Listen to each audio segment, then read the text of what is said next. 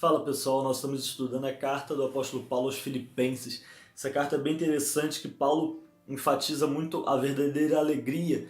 Ele fala no capítulo 4, versículo 4, alegrai-vos sempre no Senhor. Outra vez digo, alegrai-vos. Mas sabe o que é mais interessante? Paulo estava preso quando escreveu essa carta.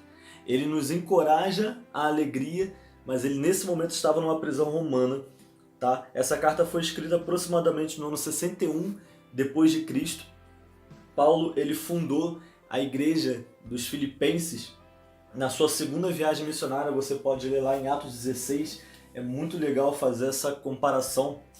Quem não conhece a passagem de Paulo e Silas na cadeia, na prisão, louvando e adorando, e diz que à meia-noite veio um terremoto, as portas se abriram. Então, foi nesse período que eles fundaram a igreja dos Filipenses. A igreja de Filipenses surgiu nesse momento poderoso do ministério de Paulo.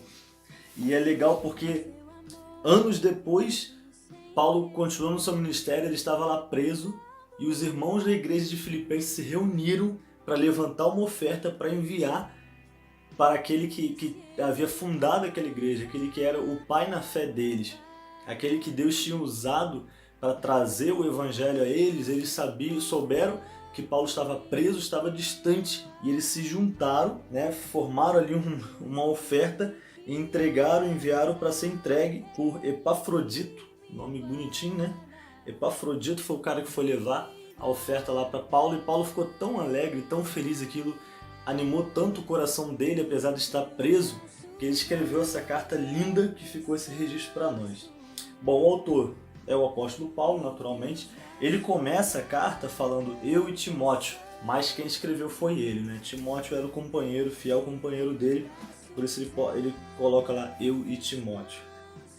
Bom, essa carta então ela é destinada primeiramente aos irmãos, aos cristãos da igreja de Filipos, mas naturalmente a todos nós, todos os cristãos. O Senhor, cada carta dessa apostólica, ela tinha um endereçamento naquele momento, mas Deus na sua eternidade já planejava ministrar a nós tudo isso também, né?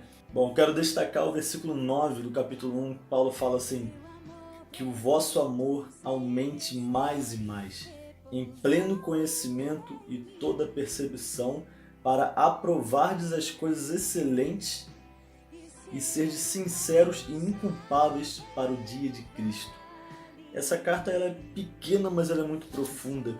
O capítulo 2, ele fala, tende em vós o mesmo sentimento que houve também em Cristo Jesus. E ele vai falar ali de Jesus, vai falar que Jesus se esvaziou de sua glória, Deus o exaltou, ele deu um nome que é acima de todo nome.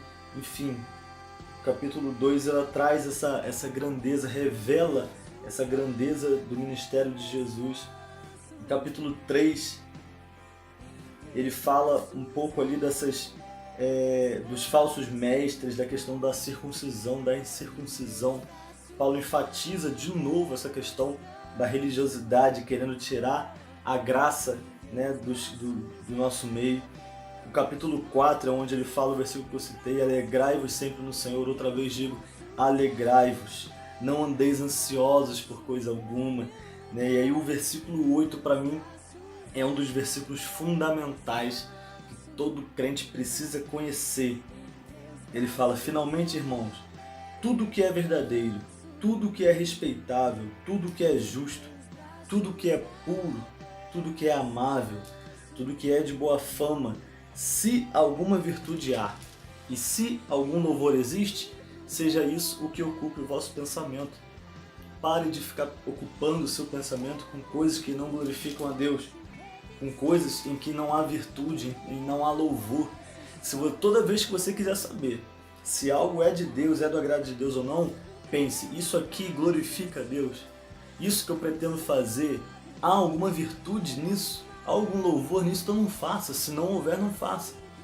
Por outro lado, se você tiver dúvida se pode ou não pode, se você deve ou não deve, veja, coloque esse filtro, porque se glorifica a Deus, se há virtude, se não há nada de mal naquilo, então também não há problema. Julgue conforme a palavra. Você precisa conhecer a palavra para julgar conforme a palavra. Amém? Encerrando o versículo 13 do capítulo 4, tudo posso naquele que me fortalece. Esse versículo Paulo falou de dentro de uma prisão. Por isso, esse versículo não é simplesmente para quando você está se sentindo poderoso, tudo posso, não. Quando você está numa prisão como Paulo, ainda assim a tua fé vai te levar a declarar isso. Tudo posso em Cristo, aquele que me fortalece. Amém? Firme no propósito. Deus abençoe poderosamente o que tenho e te dou.